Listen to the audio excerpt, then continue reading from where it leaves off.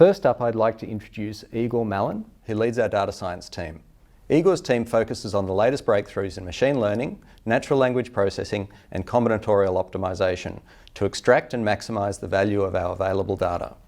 So Igor, we've worked together for quite a few years now and are familiar with the freight industry and the vast amounts of data that it both produces and consumes. What sort of challenges does that present the industry? Brett, this is a really good question. I think that our customers and the freight forwarding industry faces a lot of different challenges, and I would like to structure them onto like three different sets.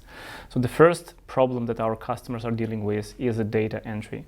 So logistics industry, unfortunately, is still quite paper driven. Mm-hmm. So, and our customers spend a lot of time and money on data entry into the system. So what we do is we help them with that area. The second one is the normalization of data once it's entered the system. So we know that, for example, addresses, they can be typed in all sorts of different variations and styles, and we can have two different ways to write the same address by humans. So what we do is we take the textual information and we normalize it such as in the system the customers can see that it's actually the same point on the map. The third set of problems that our customers are dealing with is once they have the normalized data in the system, they have to extract the value from it. So it cannot just sit there gathering dust. So what we do is we build models to take advantage of this vastness of information that our customers have and give them back the value that we've produced. And so what sort of value do they get out of it? Mm-hmm. Yeah, for example, we track the movement of sea vessels that carry the containers of our customers globally. And using these global data sets and this global view of the movement of goods across the globe, we can produce several pieces of value for our customers.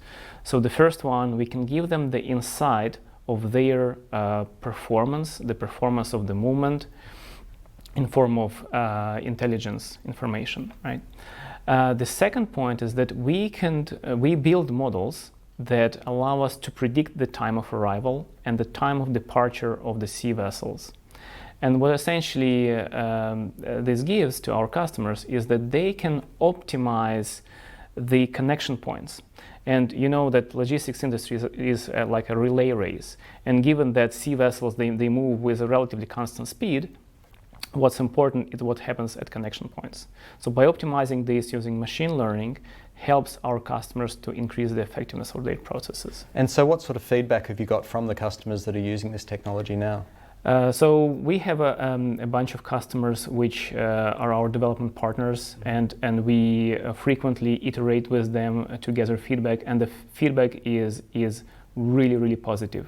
The reason is that logistics industry is ripe for digital innovation. In particular, if we are able to provide the estimates of arrival, estimates of departures, events in a much more reliable and accurate form, this results in savings for our customers because they don't do the futile trips, their trucks are not burning fuel, waiting in line, waiting for the ship to arrive, and so on and so forth. So the feedback is really positive. Thanks for the update. That's really interesting information. Thank you, Brett.